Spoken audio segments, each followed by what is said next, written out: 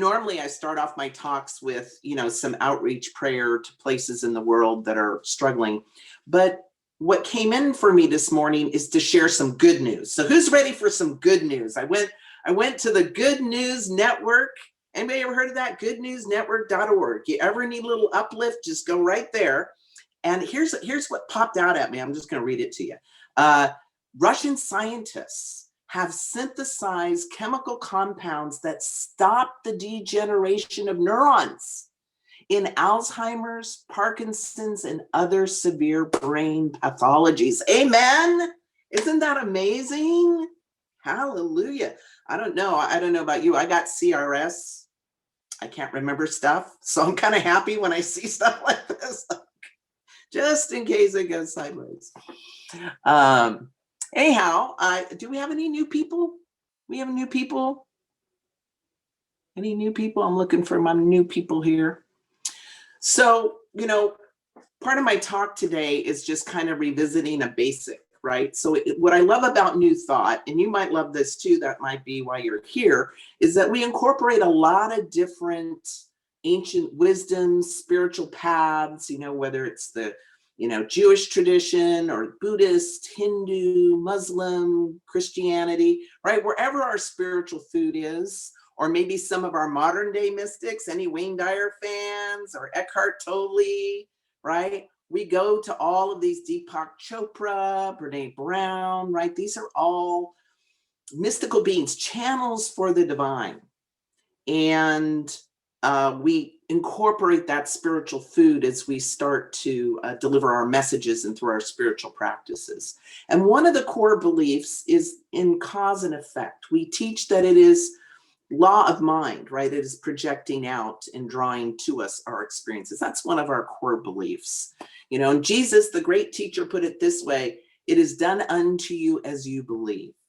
Right? So the world has a way of drawing out of us what's in our consciousness and reflecting it back to us. So that's the centerpiece of our talk today, which is called the 3 spiritual mirrors. And we're going to talk a little bit about that and unpack it in a way that hopefully is useful and you can apply to your life. So one of the areas I got spiritual food was Facebook. Anybody ever come across a meme on Facebook and you're like, oh, that's so good? Well, I came across a great little story that kind of talks about this concept. So I'll go ahead and share it with you.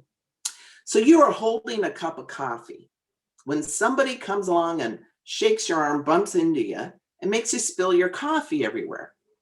So why did you spill your coffee? You'd say, well, because somebody bumped into me. Wrong answer. You spilled coffee because that's what was in your cup, right? If tea had been in your cup, you would have spilled tea. So whatever is inside the cup is what spills out. Therefore, when life comes along and shakes us up, right, which happens, whatever's inside us will come out, right? It's easy to put on a happy face or a good front until we get rattled. So we have to ask ourselves, what's in our cup? And when life comes along and shakes us, what spills out? Joy, gratitude, peace, forgiveness, humility? Or is it anger, bitterness, harsh words, reactions? Life provides the cup. You choose how to fill it. Amen? So it may be helpful for us to look at what is in our cup. And today we're going to talk about some tools to be able to do that. So who saw The Secret? Anyone saw The Secret? Anybody? Yeah, okay. Now, The Secret was incomplete because they focused on the law of mind. But the first law is the law of vibration. The law of vibration.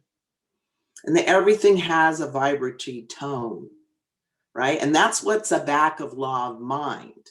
So as we start to work with vibrations, they take the form of thoughts and feelings and belief, and they start to affect and create an energetic field. It's called the toroidal field, right? So this toroidal field and what's in there, the vibrational quality is made up of our experiences, our beliefs, our thoughts, our fears, our hopes, our dreams. It's all in there, right? It's the equivalent of our cup. And science has now studied and identified this as a real physical, viable, energetic field. You know, philosophers and mystics have known this forever, right? But now science is saying, yes, it's true, but we knew this.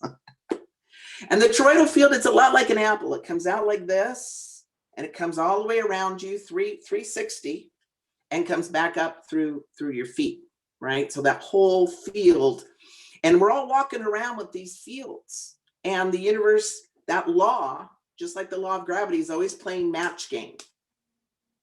Now, the thing is, we know with our conscious mind, we can kind of go into our thoughts and go, what have I been thinking, and review what part of that is in the field. But the harder part to get to, and the bigger piece, is our subconscious mind. Our subconscious mind, kind of like an iceberg, right? So the iceberg, you only see a tiny part of the iceberg, which is our conscious mind, and then below is everything else that's running our bodies, that's connected to the bigger mind. So this subconscious mind is a big piece of the equation. We're going to talk about how to see what's in there, you know, and sometimes we don't want to look what's in there. Like things just get thrown in there, you know, kind of like our junk drawer. Anybody have the junk drawer at home? I actually went and looked at mine. Yeah, I looked at mine. I thought, I'm going to look in there. I found some highlighters I'd been looking for. They were in the junk drawer. I had every manual for everything I ever bought in there. I'm like, what was I doing? Why is that, you know, why is that in there? You know, I even saw a few loose screws, but I'm not gonna go there about the loose screws. I'll just let that one go. So the subconscious mind, right, by definition, is below our vision. It's also been called the shadow mind. And here's what Carl Jung says about this mind. He says, unless you learn to face your own shadows, you will continue to see them in others, because the world outside you is only a reflection of the world inside of you. Yes. And so it can be a challenge to see your subconscious mind. It's kind of like trying to take your right eye and see your left eye. It's by definition below your consciousness. You know, you ever get something in your eye and you're walking around, what's in my eye? And finally you get another tool. You get a mirror. You go, oh, now I can see what's in there. And our life is providing a mirror, this mirror of life. And it's based on the law of reflection. And here's what Ernest Holmes says about this law. He says, life is always mirroring to us as conditions the images of our thinking. This law is impersonal, neutral, receptive, and reactive. In other words, there's no judgment, right? The mirror don't lie. Anyone ever hear that? The mirror don't lie. Sometimes we wish it would. I mean, I do, you know. Wouldn't it be great if I can get in the mirror, put some more hair up here, get rid of some of these bags and lines, right? That'd be great. And we all kind of laugh at that, like that's kind of absurd because we know it doesn't change anything. But isn't that what we do when we try to control and manipulate conditions, right? We're trying to change the mirror when really the cause is within. So this life mirror, I'm really working with some of the wisdom of the Essenes. And the Essenes believed that there were 7 mirrors. Our reality reflected 7 mirrors of our mind. I'm only going to work with the first 3. And these first 3 mirrors show us who we are in the moment through our relationships, about what we believe, think, and feel. Or in other words, what's in this toroidal field. Because here's what I believe. We can only know ourselves through each other. Imagine if we were on an island. You might not know, with nobody else. Maybe you wouldn't know you're funny. Maybe you wouldn't know you're smart, right? It's this reflection of ourselves through each other that helps us see ourselves, know ourselves, and grow. You know, I had this experience as a young employee. I learned many lessons on the job, some of them the hard way. I was really excited about this project. I was running the St. Patrick's Day celebration and festival, and I was growing the event. I was going to add arts and crafts. I was super excited about it. And I was talking to the director, and the director was my supervisor, and I was the coordinator. She was the director, right? This is the, and then there's a supervisor, a manager, right? There's a big gap in between here. So I'm telling her about my plans. I'm like, oh, I think I'm going to put the craft booths over here. And she goes, well, you might also want to consider, and then I'd have like something to say about that, like discounted. And then I'd say, or I could do this. And I was thinking this. And she goes, well, remember that, blah, blah, blah. And I go, oh yeah, I already know that. Like I was not receptive to her. And finally she leaned back, threw her pen up in the air and goes, what do I know? I'm only the director. And in that moment, I saw a reflection of myself, not being open, not being coachable, right? Not being receptive. And it changed me in that moment. I was different. I started listening more and not being so in my head about what I thought I knew so that I could receive the wisdom around me. It was a powerful moment. And we can do that for each other. So these 3 mirrors that we're going to talk about of the Essenes, the first 3, I actually learned about this about a year ago on Gaia TV. Anybody got Gaia? If you don't have Gaia, get Gaia. It's amazing. All kinds of mystics and teachers on this. And Greg Braden has a show called Missing Links. So it was season 3, if any of you have this, season 3, check it out, episode 4. He talks about these mirrors. And the first mirror that the Essenes talk about, that life is reflecting back to us, what's in our field, what's in our consciousness, is life is showing us who you are, who you are. You ever heard, you spot it, you got it? Anybody ever hear that? It's a reason that we say that, right? You ever met somebody who's really stingy with money and they're always complaining nobody ever pays them back?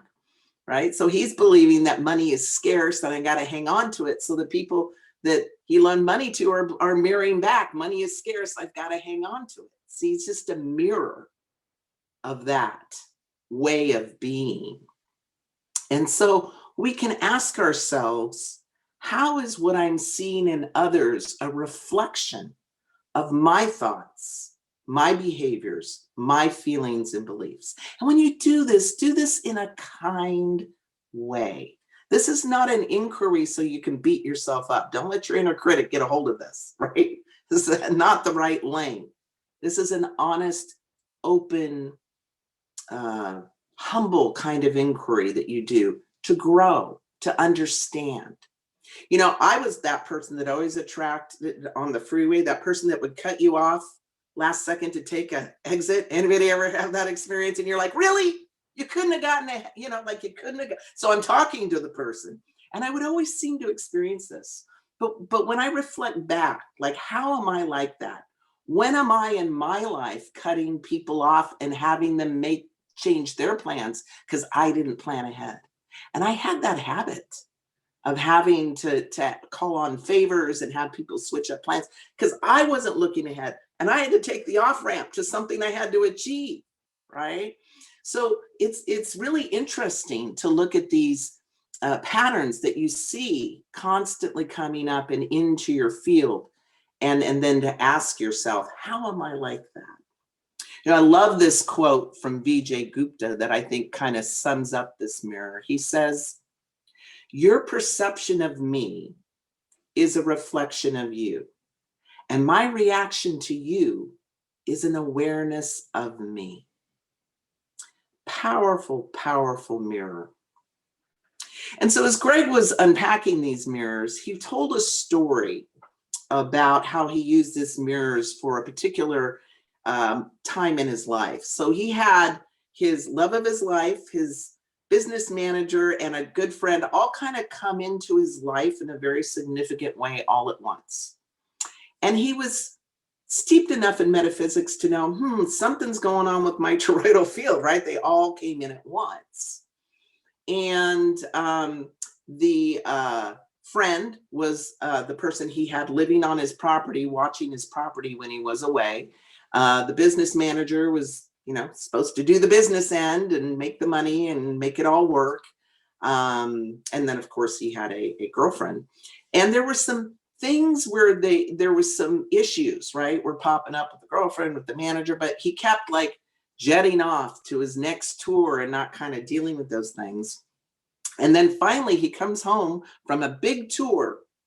Girlfriend's gone. She wiped out the bank account. The business manager calls him to say, your tour didn't make any money, but you broke even, right? That's not what you want to hear from a business manager. And then he found out that his friend that he'd been trusting the property to was growing cannabis, and that was illegal. He could actually lose his land for that. And so he thought, like, why all at once, all this betrayal, all this unethical behavior? And so he took a walk. He has this dirt road on his property. He's written many books on this road. He took a walk and he thought about these mirrors of the Essenes. And so he picked up mirror number 1 and he said, how is what I'm seeing a reflection of me and my beliefs? And he looked at that mirror and he goes, well, no, I'm very ethical. I believe in ethics. I believe in being truthful. I teach this kind of stuff. That's not who I am. So he picks up mirror number 2. So mirror number 2 from the Essenes is, life is showing us what we judge. Because when we're very attached to a judgment or a belief system, it's strong in our toroidal field, right? It's a big part of our cup, attractive force. So people with strong beliefs, you ever meet somebody with righteous indignation about a particular thing and it just keeps showing up for them? Maybe because they're judging it a little bit. I know for me, I have a thing about time. I am on time. If I'm not early, I'm late, right? Anybody in that camp? Yeah, there you go, Heather. I saw that, Mary. So what do I get? My last 2 partners, I swear their watch was broken. They had no concept of time. I have friends, I know I got to tell a half hour before when the time really is like I just seem to be a magnet for that. Poor David. Yeah, well, So what I learned is, if I don't want to experience more of that discomfort, to get soft about that judgment, soften the edges. Not everybody's like me, and that's a good thing. And maybe we can be easy with time schedules, right? Maybe we can just find other ways to use our time when people aren't on time, meditate, right? Just soften those edges. And then it's not so strong and consistent in our experience. So with this mirror, you can ask, what I am seeing in others, how is that a reflection of what I judge in myself or others? How is that a reflection of what I judge in myself or others? And you might try replacing it with compassion, love, gratitude. Yeah. So these are some other vibrations you can bring to your judgment. So the third mirror, love this third mirror. The Essenes say, life is showing us what we have lost, given away, or has been taken from us. And a great example of this, have you ever met somebody, first time you meet him, and you're instant friends? You ever have that? Like you just know them, like you feel like you've known them for 100 years, like instant connection. It may be that your toroidal fields, one person has something that's been lost and it's in your field, right? That's why they say opposites attract. You ever met the couple where one's the talker and one's the quiet person? Anybody ever met that couple? And the talker talks for themselves and their partner, right? They got the whole conversation covered. Now what has happened is this partner somewhere along the line lost their voice, lost their ability to speak for themselves, right? Maybe they were in a family where children are to be seen and not heard, and that left a residue. So now this person's got a deficit and they see a strength, and these two collide, right? To heal. But here's what happens in that relationship. When the quiet one starts to get back their voice and they're able to talk for themselves and speak for themselves, and they're starting to do that, the other person doesn't know how to be. You ever see that in a relationship? One person grows and the other person doesn't know where they are anymore. Like, you lose your equilibrium. And that's part of the challenge of growth. So in this example for myself, I experienced this back when my mother had made her transition, and I had a big hole. We were so close, humongous hole. And I realized that I needed to fill it with something. So I thought I would seek out a spiritual community. And the first church I went to in West Sacramento, I met the minister, and I had one of those toroidal field collisions, instant. And what I noticed about her is she was very loving.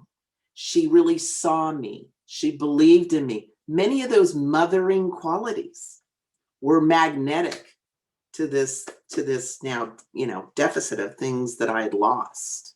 And that created a very strong and quick bond between us. So you might look at your mirrors and look at people you admire, people that you have strong or quick relationship with. You can look in there and see, what is it that I admire in them, that I see in them, that I may have given away, I may have been taken away from me. And is that something that I would like to heal or look at, right? Or take to a different place? So we have these three mirrors, right? Life is reflecting who I am, what I judge, or what has been lost, stolen, or taken away. And this is strong medicine.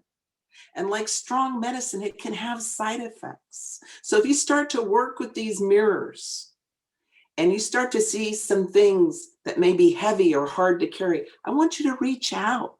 Reach out to this beautiful spiritual community. You have practitioners, soon you'll have ministers, right? That's what we're here for.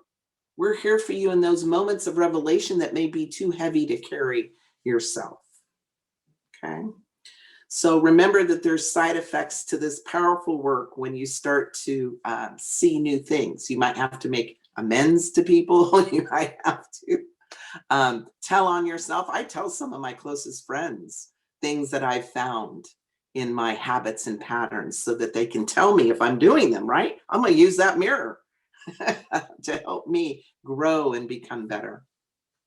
So Bruce Lee, the great mystic and master, I'm going to close with him and his quote that kind of sums up these mirrors. He says, self-knowledge involves relationship.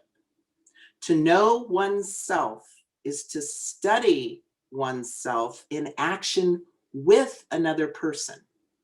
Relationship is a process of self-evaluation and self-revelation. Relationship is the mirror in which you discover yourself. To be is to be related. Blessed be.